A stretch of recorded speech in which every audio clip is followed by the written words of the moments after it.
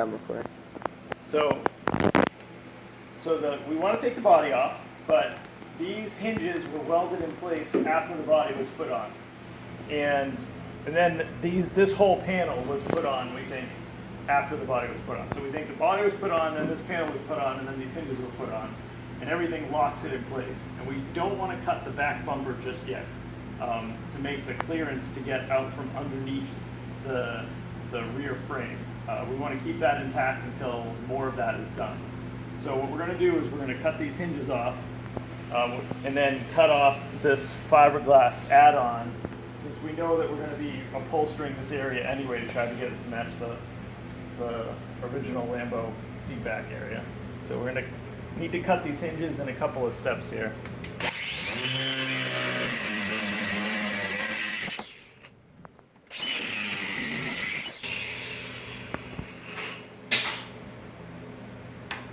Okay. On this side.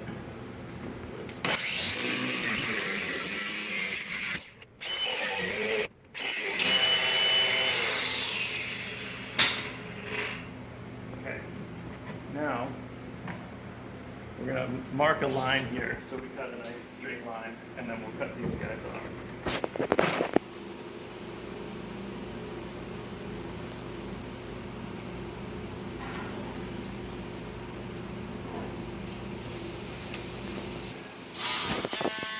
Alright,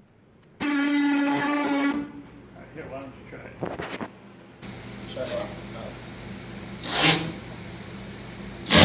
Should I put it in the thing first?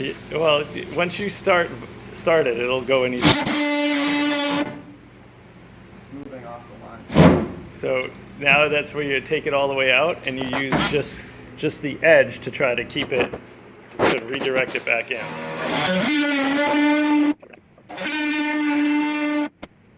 I'm doing it. Here, why don't you put a mask on? This is why you wanted me to do it. Well, this is just part of the experience. You might find it easier to hold it up the other way so that you can see the blade better. There you go. You can move the shifter out of the way if that's in your...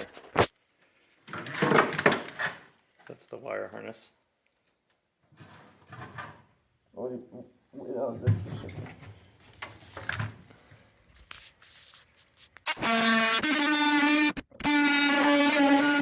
If you have less of the blade in the cut, then you'll be able to steer the blade a little easier.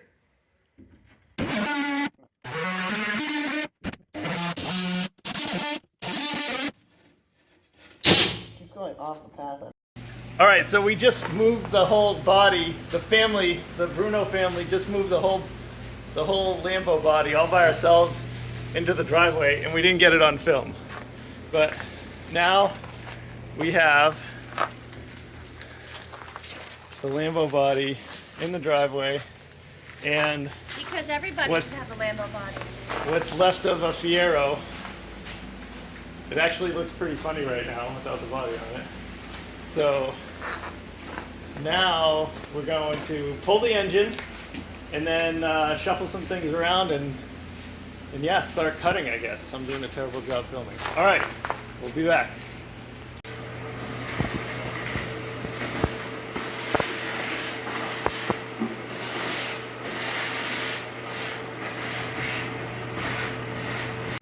You need to be able to hold the bolt steady while you take the other side off. Does that make sense? Yeah. All right, so we got the body off, and now we are going to take the engine out so we can assess the rear end a little better. We're contemplating buying a C7 rear end complete and try to maybe that will save some of our fabrication efforts. But we want to leave the rear end of this in while we take the engine and transmission out so that we can mark what the center line of the axle needs to be. Because once we take the subframe out, it will be harder to relocate that. So for now, we're going to leave the rear end of this in so we can get that center line marked up on some of the panels that will stay. So maybe somewhere in here, we'll kind of put some marks in. And then when we put the new subframe in, we'll know what to line it up against. Okay, no, if you got the nut off, so now you should just slide it. It should just slide it out now. This? Yeah. No. All right, so now we'll take a little tension out. Well, I'm undoing it. No. All right, see, can you slide it out now? But how? It will slide out. What do you mean? How? It's a bolt. No, but it's only, you already took the nut that it was threaded into out. Yeah, but I've been undoing it. Yeah, but it's not threaded into anything now. Well, what is by coming out? Because the threads are biting into the metal. So is it supposed to come out this way? No, the other way, the way the side the head is on. Come on, you know that. Well, but it's not going anywhere. All right, so we'll get a mallet and we'll tap it out.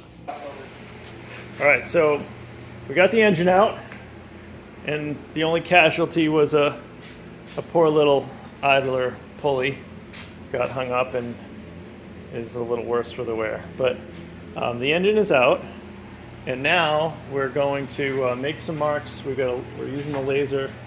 It's lined up with the bolts holding the spindles in place. So we're gonna mark on the frame and chassis where that lineup is, so that when we put the new cradle in place, we can get it lined up properly.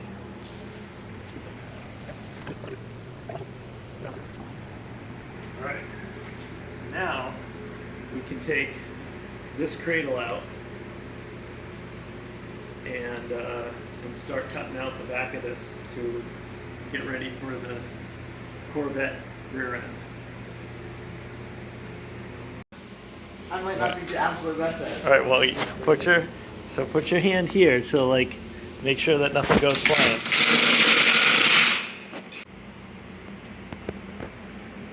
You gotta take it all the way out. What is it?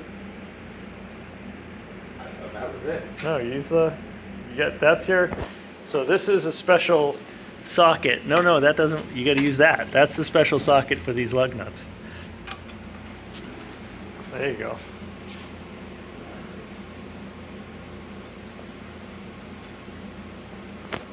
Good. This is what memories. There you go.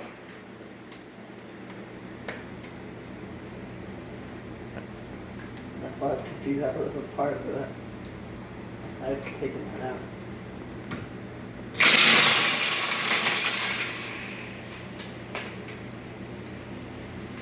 Before you unloosen the last two, show everybody how our spindle bearing is just effed.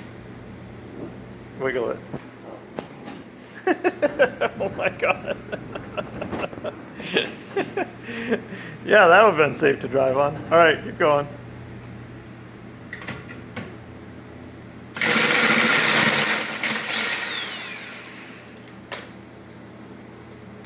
Last one. All right, good job. You didn't mar up the wheels. All right, now you lift that thing off. And we can impress everybody with the other spacers that we have. Straight back. No, you gotta come off. There you go. Look at that monster 4-inch spacer. Oh my gosh. And the fake, you gotta love the fake Brembo covers. Oh my goodness. Yeah, glued, epoxied in place onto the regular. I can't believe a company actually makes these with real bleeder screws and real pipes. Okay, next one. All right, so Alexander, what are you doing now? Taking out these bolts here so we can take off the back end. And what do those bolts mount what and what to? The strut and the... Yeah, that's right. Struts on one side. What's on the other side? It's like the brake pad. Knuckle. Knuckle, okay. All right, or the Yeah, I thought upright. this was the knuckle. No, that's the lower control arm. Okay. All right, tell me. Get that. You got it? Yeah. All right, so we want to show you our special, super duper 15 lug nut wheels.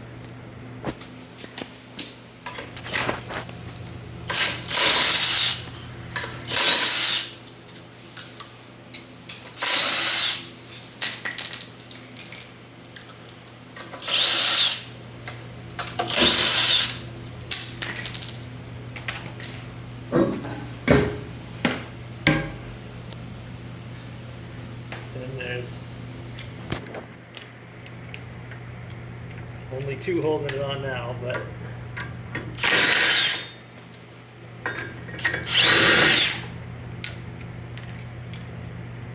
eight, 9, 10.